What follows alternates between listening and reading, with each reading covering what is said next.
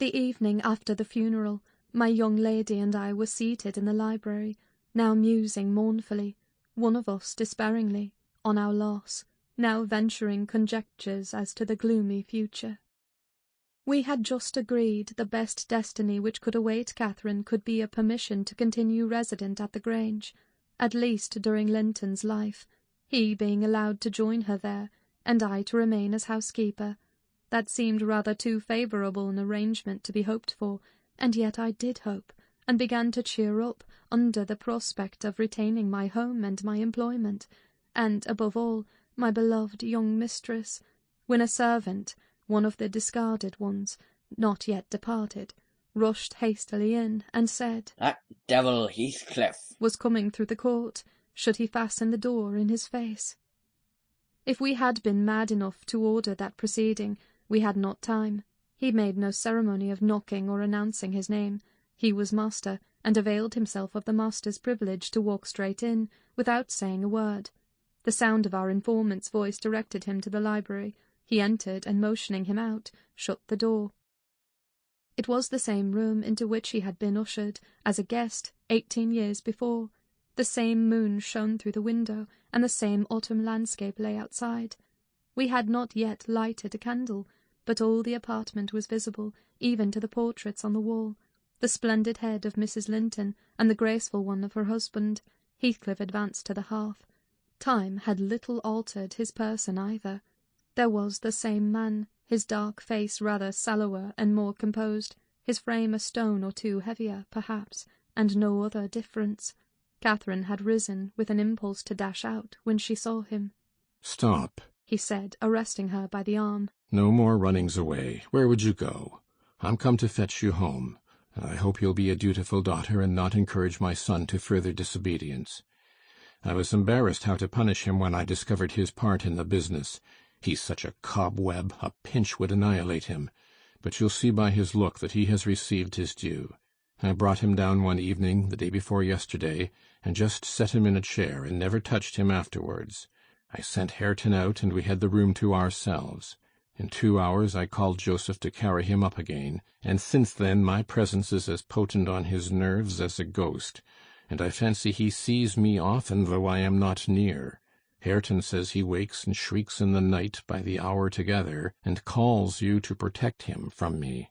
And whether you like your precious mate or not, you must come. He's your concern now. I yield all my interest in him to you." "Why not let Catherine continue here?" I pleaded, "and send Master Linton to her. As you hate them both, you'd not miss them. They can only be a daily plague to your unnatural heart." "I'm seeking a tenant for the Grange," he answered, "and I want my children about me, to be sure. Besides, that lass owes me her services for her bread. I'm not going to nurture her in luxury and idleness after Linton is gone. Make haste and get ready now, and don't oblige me to compel you." "I shall," said Catherine. "Linton is all I have to love in the world, and though you have done what you could to make him hateful to me, and me to him, you cannot make us hate each other. And I defy you to hurt him when I am by, and I defy you to frighten me." "You are a boastful champion," replied Heathcliff. "but I don't like you well enough to hurt him. You shall get the full benefit of the torment as long as it lasts. It is not I who will make him hateful to you. It is his own sweet spirit. He's as bitter as gall at your desertion and its consequences. Don't expect thanks for this noble devotion. I heard him draw a pleasant picture to Zillah of what he would do if he were as strong as I. The inclination is there, and his very weakness will sharpen his wits to find a substitute for strength." "I know he has a bad nature," said Catherine. "He's your son. But I'm glad I've a better to forgive it, and I know he loves me, and for that reason I love him. Mr. Heathcliff, you have nobody to love you, and however miserable you make us, we shall still have the revenge of thinking that your cruelty arises from your greater misery. You are miserable, are you not? Lonely, like the devil, and envious like him. Nobody loves you. Nobody will cry for you when you die. I wouldn't be you." Catherine spoke with a kind of dreary triumph. She seemed to have made up her mind to enter into the spirit of her future family, and draw pleasure from the griefs of her enemies. "You shall be sorry to be yourself presently," said her father-in-law, "if you stand there another minute. Begone, witch, and get your things." She scornfully withdrew. In her absence I began to beg for Zilla's place at the Heights, offering to resign mine to her, but he would suffer it on no account. He bid me be silent, and then, for the first time, allowed himself a glance round the room and a look at the pictures. Having studied Mrs. Linton's, he said, "I shall have that home, not because I need it, but—" He turned abruptly to the fire, and continued, with what, for lack of a better word, I must call a smile. "I'll tell you what I did yesterday. I got the sexton, who was digging Linton's grave, to remove the earth off her coffin lid, and I opened it. I thought once I would have stayed there. When I saw her face again, it is hers yet, he had hard work to stir me, but he said it would change if the air blew on it, and so I struck one side of the coffin loose and covered it up. Not Linton's side, damn him, I wish he'd been soldered in lead. And I bribed the sexton to pull it away when I'm laid there, and slide mine out too. I'll have it made so, and then by the time Linton gets to us, he'll not know which is which." "You were very wicked, Mr. Heathcliff," I exclaimed. "Were you not ashamed to disturb the dead?" "I disturbed nobody, Nelly," he replied, "and I gave some ease to myself. I shall be a great deal more comfortable now, and you'll have a better chance of keeping me underground when I get there. Disturbed her? No, she has disturbed me night and day through 18 years, incessantly, remorselessly, till yesternight, and yesternight I was tranquil. I dreamt I was sleeping the last sleep by that sleeper, with my heart stopped and my cheek frozen against hers." "And if she had been dissolved into earth, or worse, what would you have dreamt of then?" I said. "Of dissolving with her, and being more happy still," he answered. "Do you suppose I dread any change of that sort? I expected such a transformation on raising the lid, but I'm better pleased that it should not commence till I share it.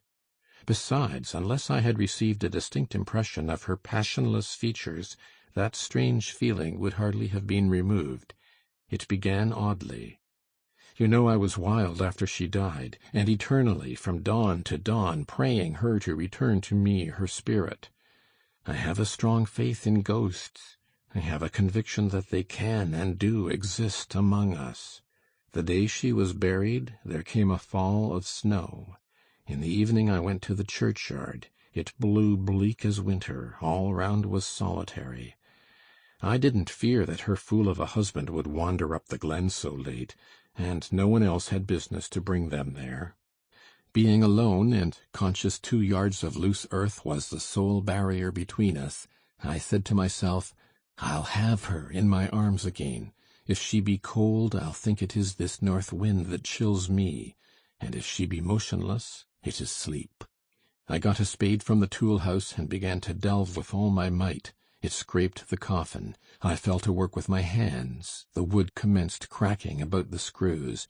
I was on the point of attaining my object, when it seemed that I heard a sigh from some one above, close at the edge of the grave, and bending down. If I can only get this off, I muttered, I wish they may shovel in the earth over us both, and I wrenched at it more desperately still. There was another sigh, close at my ear. I appeared to feel the warm breath of it displacing the sleet-laden wind.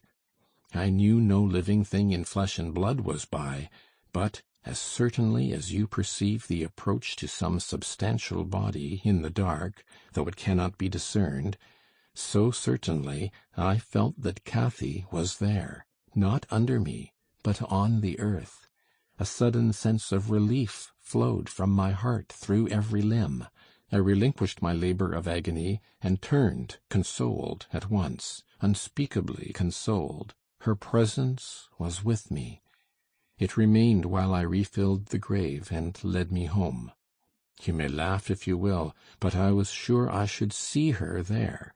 I was sure she was with me, and I could not help talking to her. Having reached the Heights, I rushed eagerly to the door. It was fastened, and I remember that accursed Earnshaw and my wife opposed my entrance. I remember stopping to kick the breath out of him, and then hurrying upstairs to my room and hers. I looked round impatiently. I felt her by me. I could almost see her, and yet I could not. I ought to have sweat blood then from the anguish of my yearning, from the fervour of my supplications to have but one glimpse. I had not one. She showed herself, as she often was in life, a devil to me. And since then, sometimes more and sometimes less, I've been the sport of that intolerable torture. Infernal! Keeping my nerves at such a stretch that if they had not resembled catgut they would long ago have relaxed to the feebleness of Linton's. When I sat in the house with Hareton, it seemed that on going out I should meet her. When I walked on the moors I should meet her coming in. When I went from home I hastened to return. She must be somewhere at the Heights, I was certain. And when I slept in her chamber, I was beaten out of that. I couldn't lie there. For the moment I closed my eyes, she was either outside the window, or sliding back the panels, or entering the room, or even resting her darling head on the same pillow as she did when a child, and I must open my lids to see. And so I opened and closed them 100 times a night, to be always disappointed. It racked me. I've often groaned aloud, till that old rascal Joseph no doubt believed that my conscience was playing the fiend inside of me. Now, since I've seen her, I'm pacified, a little. It was a strange way of killing, not by inches, but by fractions of hairbreadths, to beguile me with the spectre of a hope through 18 years. Mr. Heathcliff paused and wiped his forehead. His hair clung to it, wet with perspiration. His eyes were fixed on the red embers of the fire, the brows not contracted, but raised next the temples, diminishing the grim aspect of his countenance, but imparting a peculiar look of trouble, and a painful appearance of mental tension towards one absorbing subject. He only half addressed me, and I maintained silence. I didn't like to hear him talk. After a short period he resumed his meditation on the picture, took it down, and leant it against the sofa to contemplate it at better advantage, and when so occupied Catherine entered, announcing that she was ready, when her pony should be saddled. "Send that over tomorrow," said Heathcliff to me. Then turning to her, he added, "You may do without your pony. It is a fine evening, and you'll need no ponies at Wuthering Heights. For what journeys you take, your own feet will serve you. Come along." "Good-bye, Ellen," whispered my dear little mistress. As she kissed me, her lips felt like ice. "Come and see me, Ellen. Don't forget." "Take care you do no such thing, Mrs. Dean," said her new father. "When I wish to speak to you, I'll come here. I want none of your prying at my house." He signed her to precede him, and casting back a look that cut my heart, she obeyed. I watched them, from the window, walk down the garden. Heathcliff fixed Catherine's arm under his, though she disputed the act at first evidently, and with rapid strides he hurried her into the alley, whose trees concealed them.